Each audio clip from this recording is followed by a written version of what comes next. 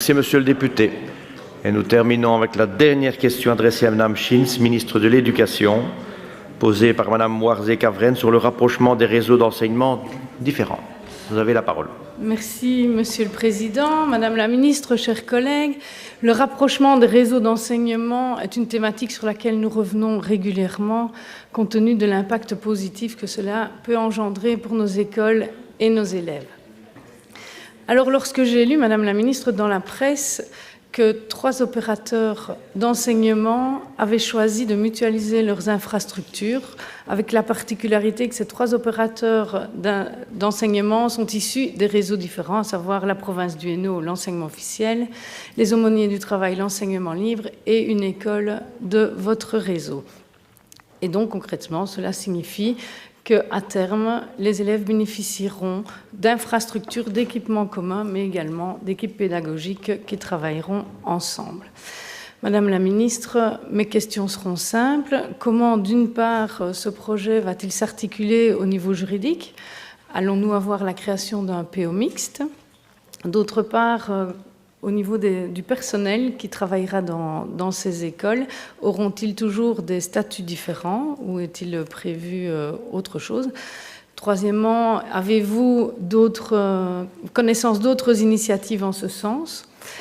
Et finalement, quel est à terme l'objet de ce projet pilote? Est-ce que vous travaillez parallèlement à un projet de décret qui permettra le rapprochement aisé d'écoles issues de PO différents ou de réseaux différents, comme on en a déjà souvent parlé, rappelant qu'en ruralité, notamment, ça peut être une solution lorsqu'on a 2 écoles qui essayent de survivre par manque d'élèves et donc qui permettrait de regrouper ces 2 écoles-là au lieu de les voir disparaître les 2. Et d'autre part, dans des zones à forte tension démographique, où on voit que des écoles manquent d'espace alors qu'à proximité, nous avons d'autres établissements qui ont des locaux disponibles. Je vous remercie. Merci, Madame la députée. Madame la Ministre, vous avez la parole.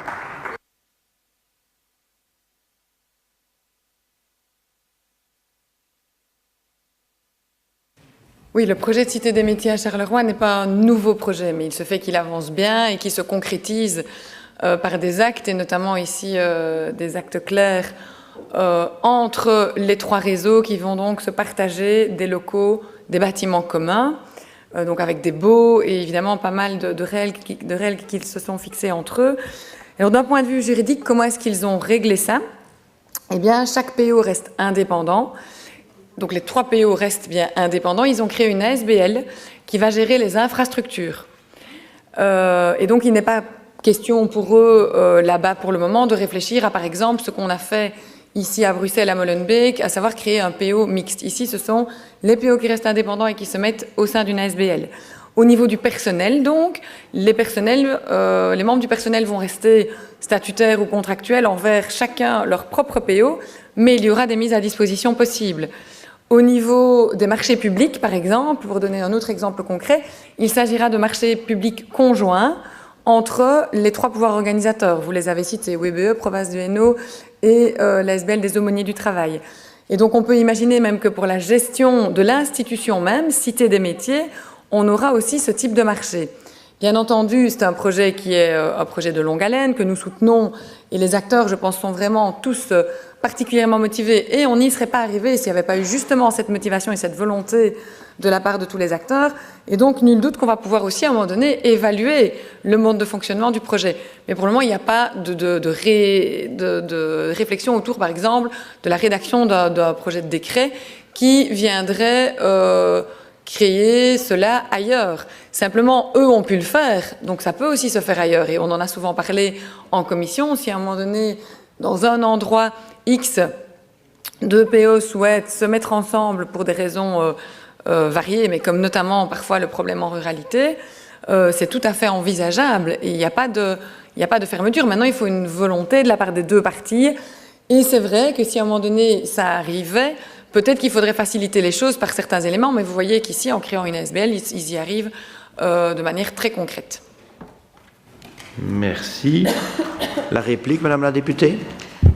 Oui, merci Monsieur le Président. Je remercie la ministre pour sa réponse. Et comme vous l'avez souligné, Madame la ministre, c'est une question de volonté. Évidemment, ça doit être sur base initiative de chaque école. Alors, je pense qu'on va dans le bon sens. C'est à nouveau un pas vers l'avant que cette initiative de ces PE-là. Et donc, aujourd'hui, nous avons aussi à l'ordre du jour un texte qui permet en tout cas la convergence des statuts du personnel dans une moindre mesure, évidemment. Et donc, je pense qu'on doit continuer le travail et le projet de décret dont je parlais éventuellement, c'est, je pense, une initiative qui serait intéressante à prendre pour aider justement les PO qui le souhaitent à pouvoir se rapprocher ou les écoles. Je vous remercie. Merci. La réplique de Madame Warzé-Cavren clôture notre séquence d'actualité.